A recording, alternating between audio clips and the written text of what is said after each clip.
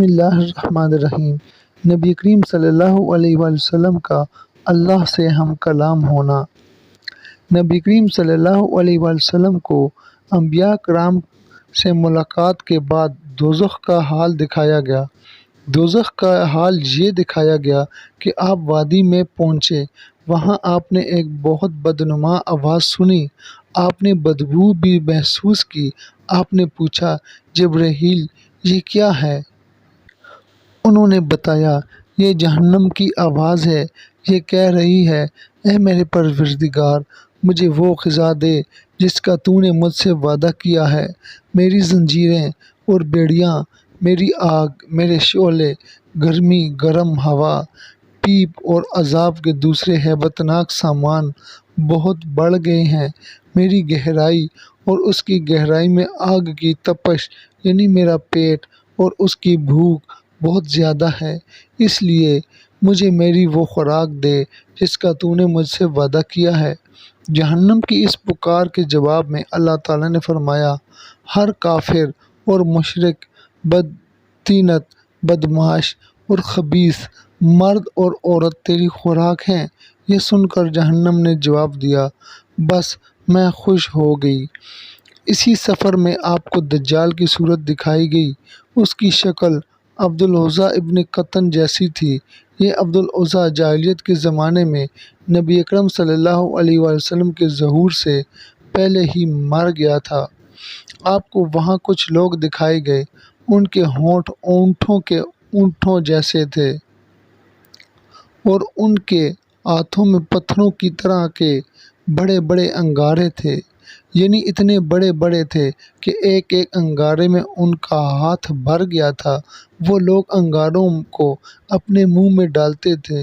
آپ نے یہ منظر دیکھ کر جبرائیل علیہ السلام نے پوچھا، جبرائیل یہ کون لوگ ہیں؟ جواب میں انہوں نے بتایا، یہ وہ لوگ ہیں جو زبردستی اور ظلم سے یتیموں کا مال کھاتے تھے۔ اس کے بعد آپ نے کچھ لوگ دیکھے جن کے سامنے ایک طرف بہترین قسم کا گوشت رکھا تھا، دوسری طرف سڑا ہوا بدبودار گوشت تھا۔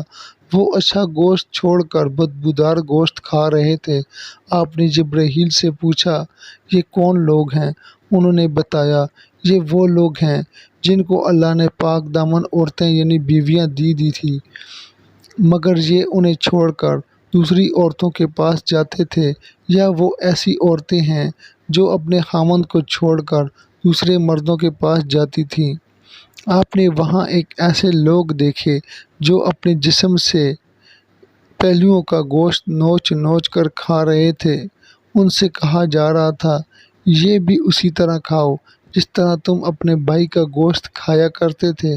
آپ نے دریافت کیا، یہ کون لوگ ہیں؟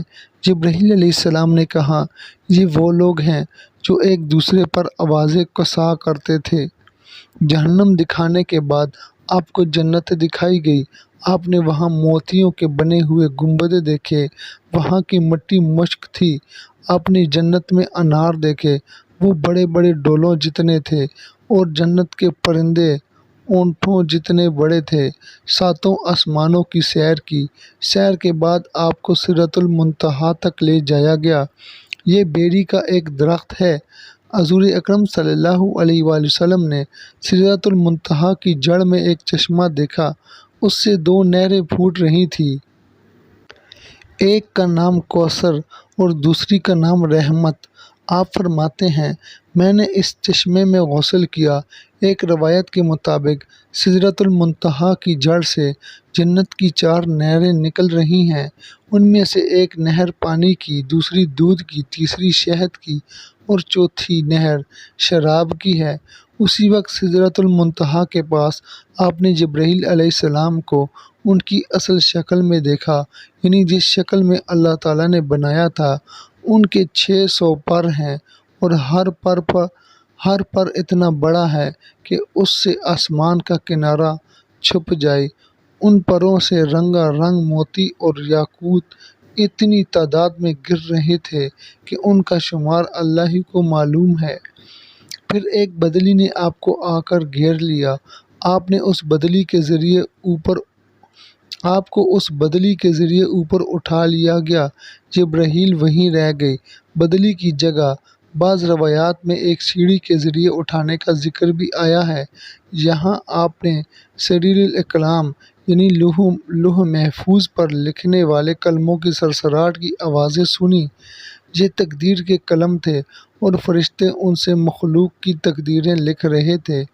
اس تفصیل سے معلوم ہوا کہ جبرائیل علیہ السلام سدرۃ المنتہا سے آگے نہیں گئے، اور یہ بھی معلوم ہوا کہ سدرۃ المنتہا 7ویں آسمان سے اوپر ہے۔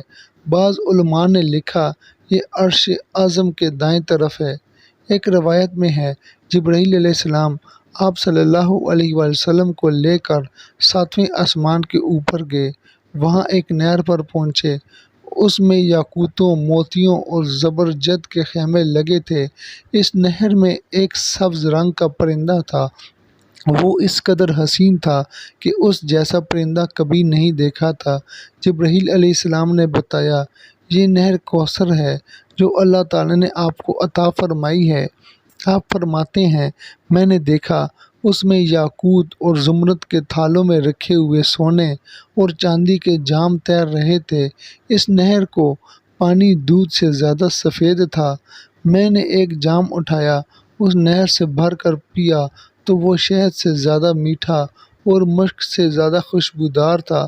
آپ فرماتے ہیں جبرائیل علیہ السلام مجھے لیے ہوئے سدرۃ المنتہا تک پہنچے۔ اس کے پاس عجاب اکبر ہے۔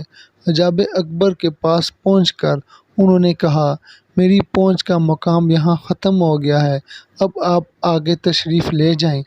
آپ فرماتے ہیں میں آگے بڑھا یہاں تک کہ میں سونے کے ایک تخت تک پہنچ گیا۔ اس پر جنت کا ریشمی قالین بچھا تھا۔ اسی وقت میں نے جبرائیل علیہ السلام کی آواز سنی۔ وہ کہہ رہے تھے اے محمد، اللہ تعالیٰ آپ کی تعریف فرما رہے ہیں، آپ سنیے اور اطاعت کیجیے، آپ کلام الہی سے دہشت زدہ نہ ہوں۔ چنانچہ اس وقت میں نے حق تعالیٰ کی تعریف بیان کی۔ اس کے بعد مجھے اللہ کا دیدار ہوا، میں فوراً سجدے میں گر گیا۔